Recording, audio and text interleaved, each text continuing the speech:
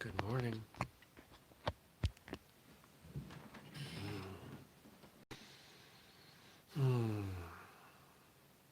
I have my coffee.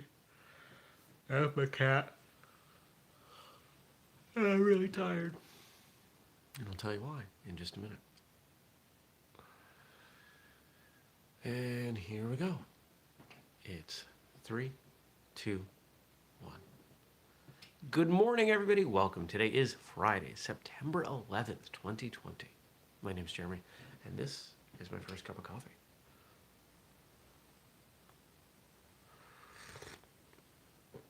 Oh, well, whatever that thing is that lives in my attic was very active last night. Very active. And I think I figured out that it's using the grapevines on the side of my house to climb up to however it's getting in. So I'm going to reposition one of my cameras. I've got a bunch of cameras, security cameras. I'm going to reposition one temporarily so I can figure out what it is.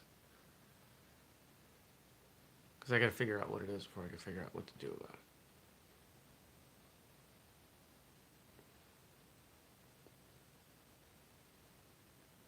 I got up this morning and checked the cameras, and the only thing I came up with was a spider and a raccoon. It's definitely not a spider. And I can't imagine it's a raccoon.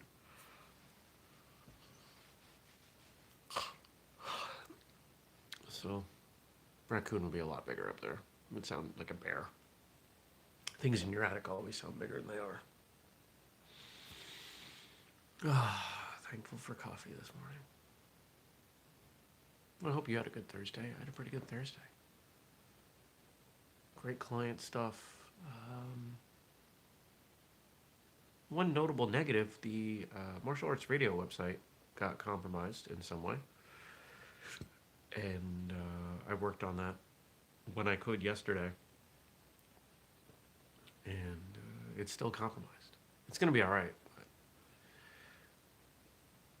I got to get one of the people on our team to help. And so hopefully any moment now, that will be happening.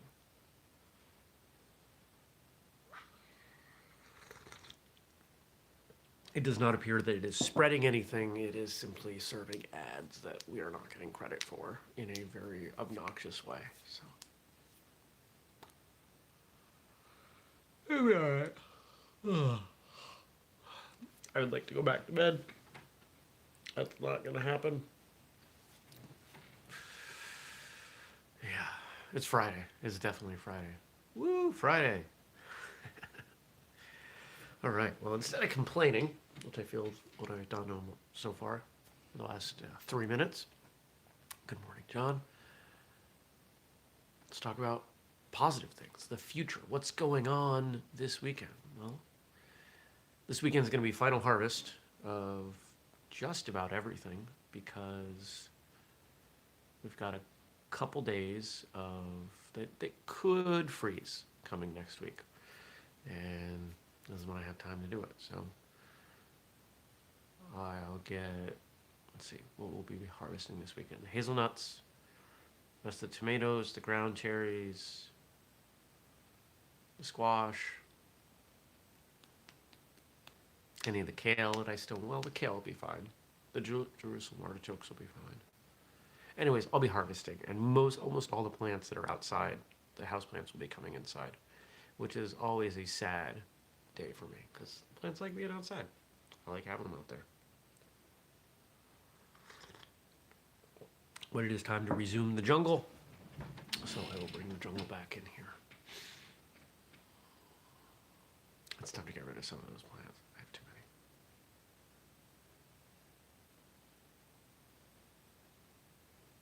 What else happening this weekend? I don't know. Work. There are a few social things going on in the area. Might check out some of those. But after what happened last night, I'm probably going to sleep in tomorrow. Oh, man, I hope I get to. Might have to sleep on the couch. I've done that a couple times as a result of whatever that thing is. not impressed. And I can't just, I think I know where it's getting in. I can't just cover it because it's the vent to the attic, and I can't put screen on it because then it's going to die a horrible, painful starvation death, and I'll have to hear it complaining, and then if it's large enough, it might smell. And it's right over my bedroom, and so that's not good either. So my best plan right now is to figure out what it is. Pretty sure there's just one of them.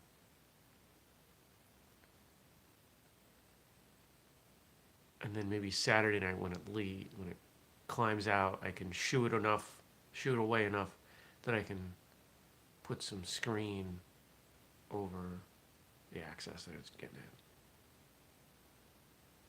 That's my hope. That's a lot of work for the middle of the night. But you do what you gotta do, right? Today's 9/11. It is such an interesting day to remember 19 years ago. It's hard to believe it was that long ago. 19 years ago, I was working at Staples. It was not, was I full time? I don't think I was full time at this point anymore. I might have been full time. I was teaching karate. And I'd walked from where I lived to the gym where I taught karate to pick up my paycheck. And the person there had been listening to the radio or something and knew what was going on. And so I checked that out for a few minutes and was walking back and stopped off at the local paper and said, hey, this is what's going on. So I broke the story to the paper, which there's nothing positive about 9/11. But I find that aspect of it to be ironic, entertaining, maybe a little funny.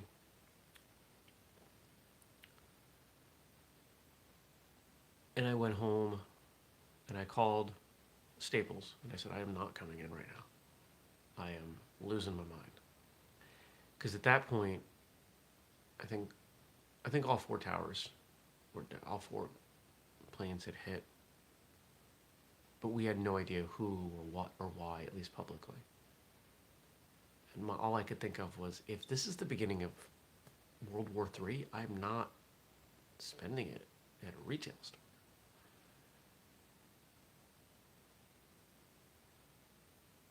So I called up and spoke to the manager and said, I'm not coming in right now. He said, why? And I said, because of what's going on.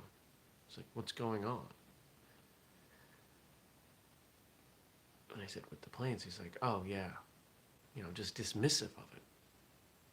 He wasn't a kind person. He was a very selfish person. And I don't just mean in that respect. And after a couple hours, it was clear things had settled down and that this was a handful of isolated incidents. And I was just staring at the TV and I said, you know what, this isn't healthy. So I went to work, got there a couple hours late. They were just happy I was there. And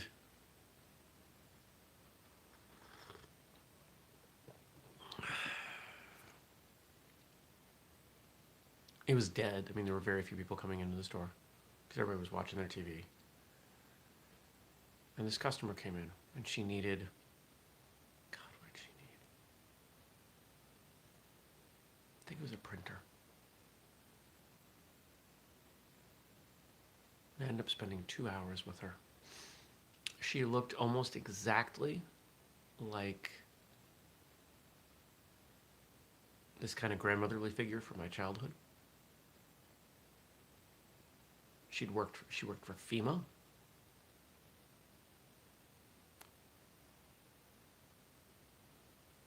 And she calmed me down. Ultimately, I got her what she needed.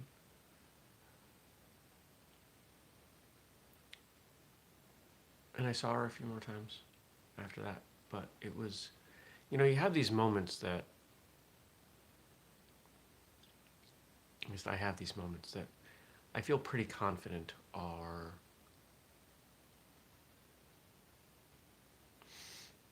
they're more than coincidence.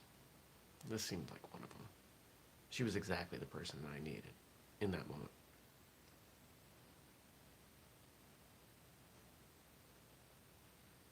And I remember her. I don't remember her name anymore. But I remember her. I remember how kind she was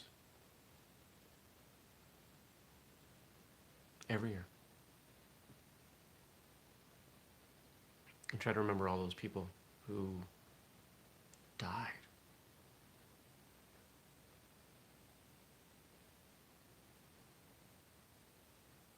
Stacy says, I worked at a children's residential mental health facility then. What a day. We had one child who was a refugee with us.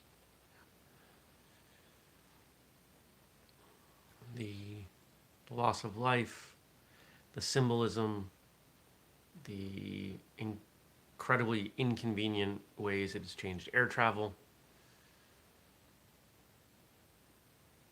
None of it good.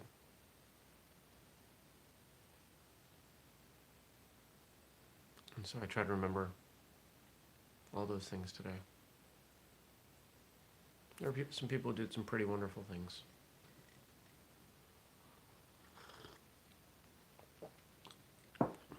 My coffee is particularly good today. I have no idea why. I don't know why it varies so much, but it does.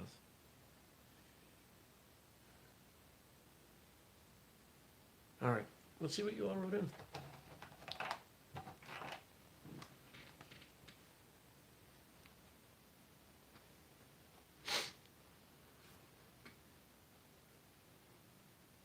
Come on.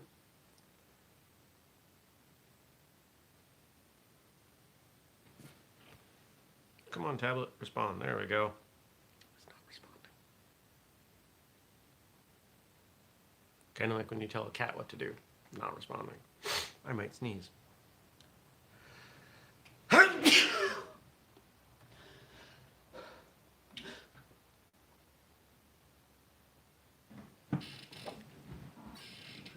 How do professional TV people deal with sneezes?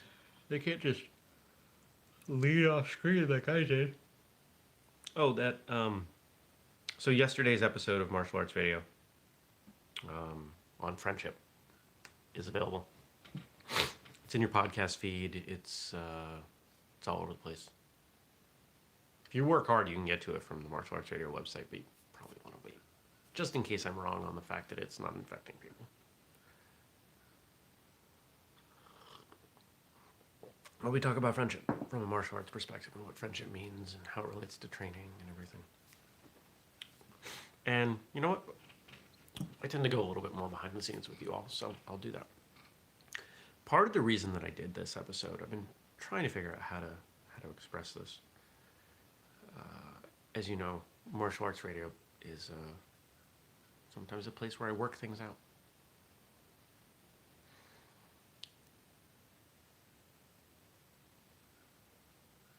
When I was, it's embarrassing to use the word, when I was fired from coaching CrossFit. John says, I was listening to that episode this morning, I'm halfway through it. Oh, cool. Let me know what you think. When I was let go from CrossFit, I learned that the majority of people, I considered most of the people there my friends. I still haven't heard from most of them.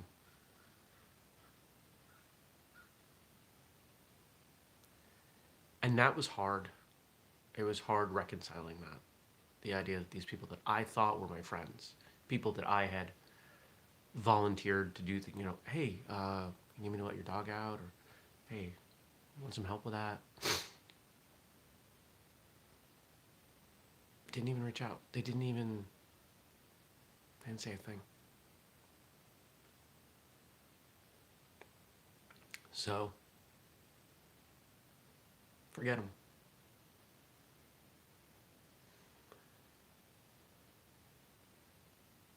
And that set me down kind of a rabbit hole thinking about friendship, what friendship meant, where my friendships in martial arts were, where they weren't. So, check it out. I wonder if my ideas of friendship line up with yours. And because it's Friday, we've got some jokes from. Oh, no jokes today because of it being 9/11. But we're going to have some jokes on Monday. I think that is perfectly reasonable. And we do have 4 quotes, so I'm going to read these. There's not a lot that I might add some stuff on, but we'll see. True patriotism hates injustice in its own land more than anywhere else. Clarence Darrow.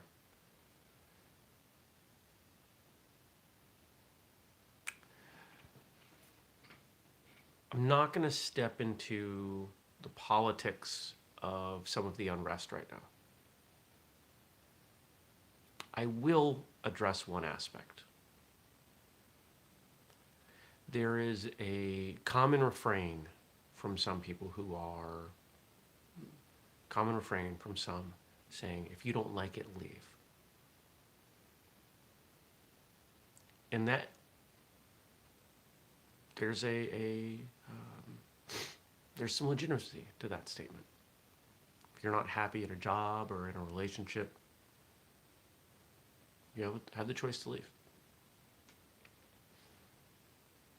But if you talk to any marriage counselor, they will tell you that the point at which the couple stops fighting is the point when you know it's over. You only fight for something if it's important to you. While you may not agree with tactics, strategy, the method, there we go, or the cause.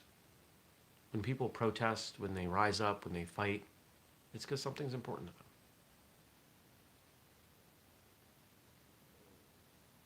There are a lot of things in this country that I'm unhappy about. I expect if you take a look at this country, your country, wherever you live, you could make a long list. When we criticize someone or something or a group, we care enough to exert that effort to do so. When you have a testing in martial arts, an evaluation, a grading, whatever you call it, the people evaluating you care. They care about your progress. They care about your growth.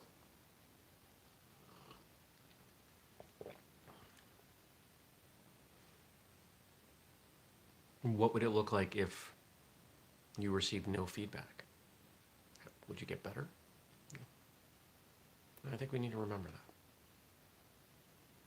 That when we argue, as much as the division in the world, and it's getting worse, as much as the division in the world frustrates me, it is because people have strong opinions that I have hope.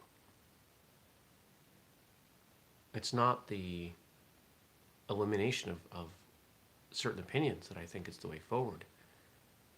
It's regaining the lost ability to discuss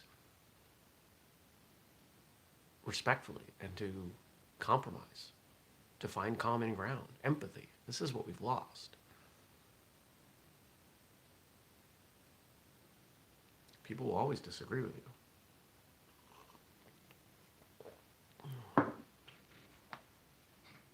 But how do you compromise?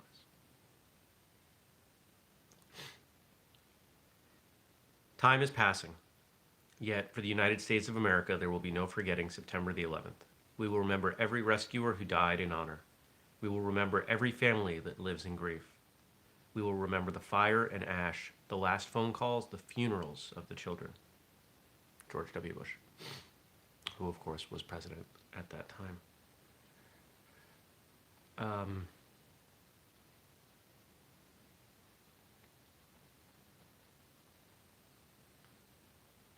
I'm almost preemptively sad because if there's one day out of the year that you grieve, that you mourn, that you try to look at something like this without lately I've been having a lot of cat hair, like right here, and it's driving me nuts. And so there's phantom cat hair now. Anyway, it's today. You've got 364 other days throughout the year to discuss the politics and the conspiracy theories and everything else. I think just today you let it go. And you focus on the most important part, which are the heroics and the loss of life. And I'm preemptively sad because I know the moment I look at social media, I'm going to see people taking the opportunity to reiterate the political and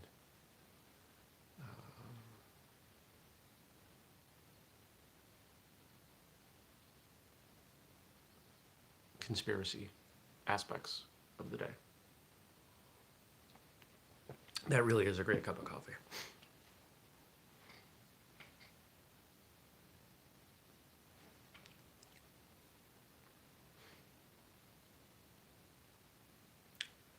You can be sure that the American spirit will prevail over this tragedy. I wonder if we did. Did our spirit prevail? I don't know. I think, like most things in life, we normalize the tragedy. When something big and scary comes along, we tend to accept it. Ultimately. And I think that that's hardwired into us. You know, you have there are cases where certain aspects of the brain become damaged and other parts of the brain take over for those functions. Like that idea of being resilient is so deeply rooted in us. You blow up some of our buildings, okay, we're still going to move forward. You have a crushing pandemic come through, we're going to find a way forward. That's what we do. It's what humans do better than anything else. We find a way.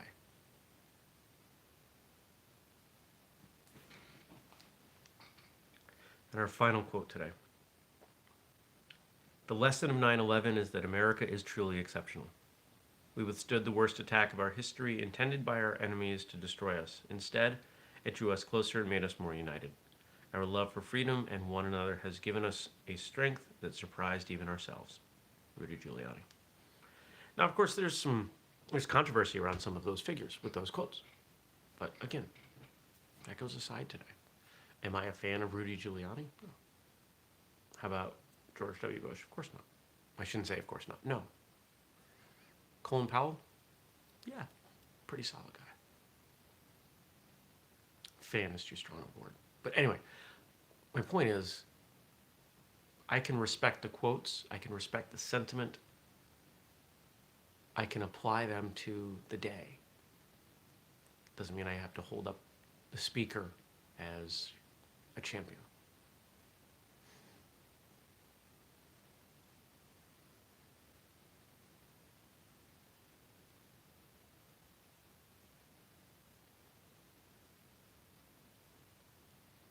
It really was a terrible feeling, this idea that, you know, is the world on the verge of ending?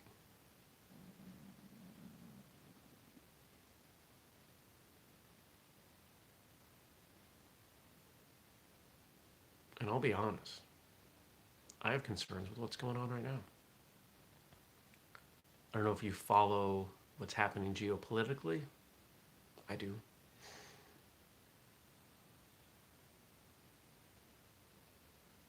There's some really concerning things happening. There are some lines being drawn.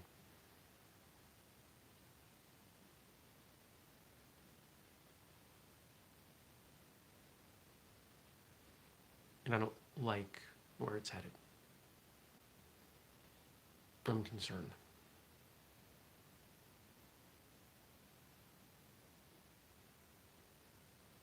So what do I do? What do I do when I'm concerned? I look at the things that I have that are stable in my life. For example, this show.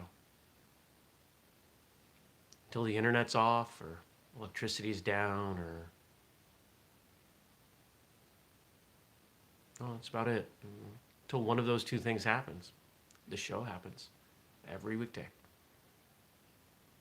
Until somebody finds a way that I can't upload audio, the podcast continues. I'll continue to do my work, do my things to support the traditional martial arts, aka all of you, as long as I can. That's stable for me. This fuzzy weirdo right here is stable for me.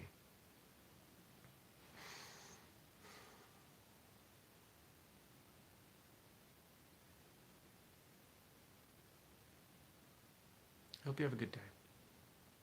I hope you have a good weekend. I hope that you'll carve out a little bit of time just to think today. This show, Whistlekick in general, is not, we're not just in the U.S. We do have some folks internationally. We are America-centric because this is where I live. That's most of our guests, most of our listeners.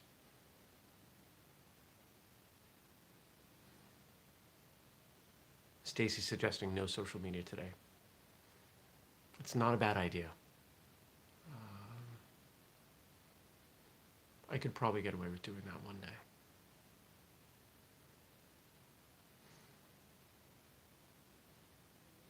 So for those of you who live internationally, who watch this show, if you've made it this far, I appreciate it. Forget about the specifics of what we've talked about today. Forget that, it was a specific action on a specific day in specific places with specific people. Think about what it meant.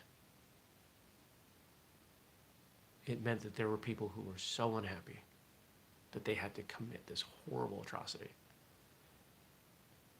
And there are people who responded above and beyond what they needed to do out of love for others.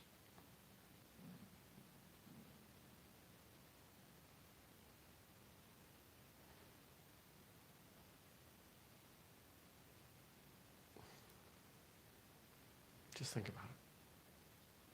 I'll see you back here on Monday. I hope you have a great day, a great weekend. Leave me some commentary for Monday. And, yeah, that's it. Take care, everybody. I need like 16 more cups of coffee, though. Peace.